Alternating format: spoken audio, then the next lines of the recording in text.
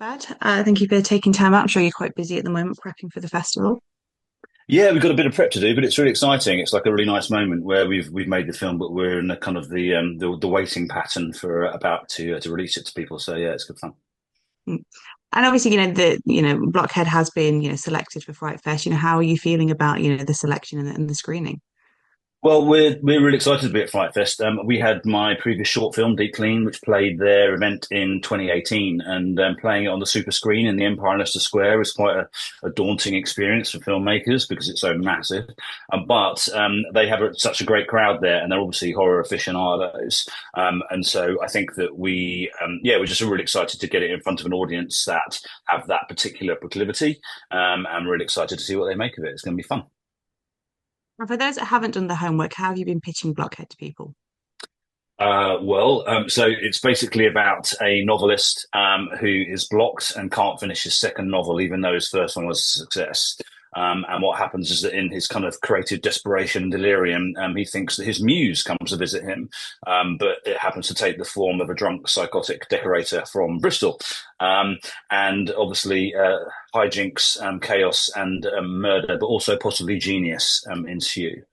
So it's kind of about that creative desperation that can take hold of people when they're trying to kind of realize something creatively. And I didn't want to make it about a screenwriter. I thought that'd be too on the nose, so I decided I'd choose a novelist as somebody who was going through that particular kind of that creative problem. So yeah, really, it's about that idea of creativity being something that can be inspiring and fun and uplifting. But if it's not going well, and you're looking at the darker side of it, it can actually also be like really horrific and quite scary, because you feel like you can't do the thing you want to do.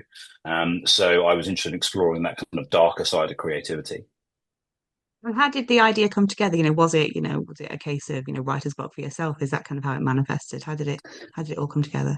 I have had writer's block. I'm sure you, as a writer, Kat, have also kind of found that as something that affects creatives. It just does. I was really interested in. I really like films about process, and the writing process, but also the creative process. So I really love adaptation, Wonder Boys, and Synecdoche, New York, and all that jazz, which are all kind of films about people wrestling with the creative process, not specifically writers. But I really liked. I just saw it again at the weekend, actually, Amadeus, and the character of Salieri, and I really love the idea of this poor guy who was kind of like comparing himself to the greatest composer that ever lived, and just thinking, "Oh, I'm terrible." So I was interested in that darker side of the creative process, and then what happened was I met a drunk decorator called Michael, who was a real person. And I tried to get back in touch with him to let him know that I based something on our meeting, and I've not been able to contact him. But he was a really, really interesting guy. He was very otherworldly, and did not seem to let anything affect him. He kind of seemed to sail through life. And I was like, wow, that's a really interesting character. So that idea of the kind of the creatively blocked person, and that idea of exploring the process, and then this character who kind of comes into their life, those kind of ideas all sort of came together. So that was kind of the genesis of how the thing kind of coalesced.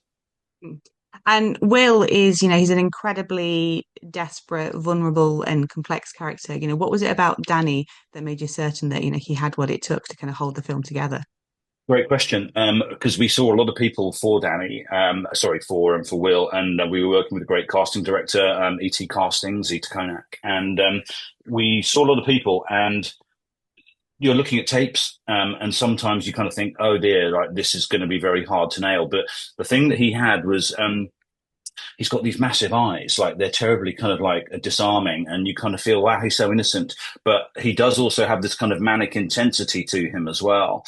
And so I think the combination that he had of this kind of slightly innocent sort of like face, like, and then this idea of this kind of quite intelligent manic intensity, which kind of drove him. I mean, he's also a writer, and he's also a musician, and I think that he was very, when I met him, he was very focused on winning this part, and really that came, out of him. You could see him like saying, "This is me. This is you should be casting me."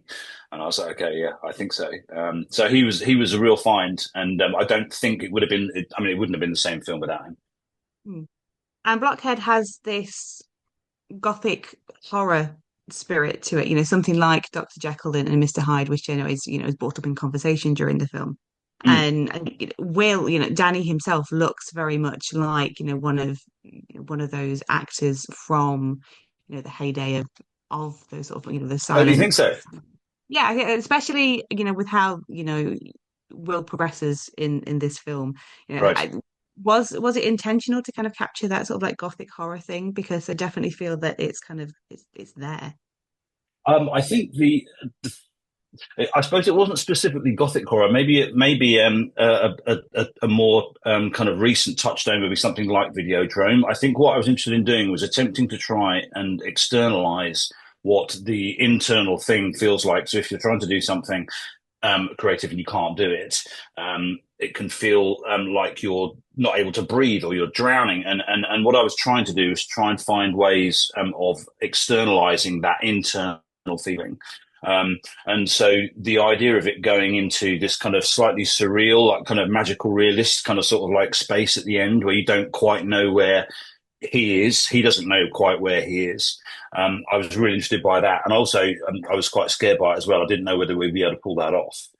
But we had such a great production designer, Jason Sinnott, and we were really lucky with our locations. But coming back to Danny, I think that the thing that he really embodied was the unraveling of somebody's mind, like that he was set on a course and it wasn't going the way that he wanted and not knowing how to deal with that. And I think that he really embodied that idea of descent, which I think is maybe what the gothic kind of like connection feels like. It's descending, isn't it? It's kind of like going down into some sort of Hades of your own creation, and particularly with Mikey as this kind of Faustian figure. So like Joe Sims, who's we should mention because he's also amazing in it. Like he locked onto that idea. He's Faustian, isn't he? And I was like, yeah, you could get away with that description. So yeah, there are gothic elements. You're right. I think it's almost like Dr. Frankenstein in a way. There's a TV series called Penny Dreadful where Harry Treadaway plays Dr. Frankenstein. I think there's some similarities between that kind of spiraling and the spiraling of Will. So yeah, I think that's probably how it connected. Mm, Um, but one of the elements that I found really striking was the use of color, particularly in the split of characters. Will's world is whites, grays, like steely blues, whereas Mikey, whenever he's on screen, it's very colorful and vibrant.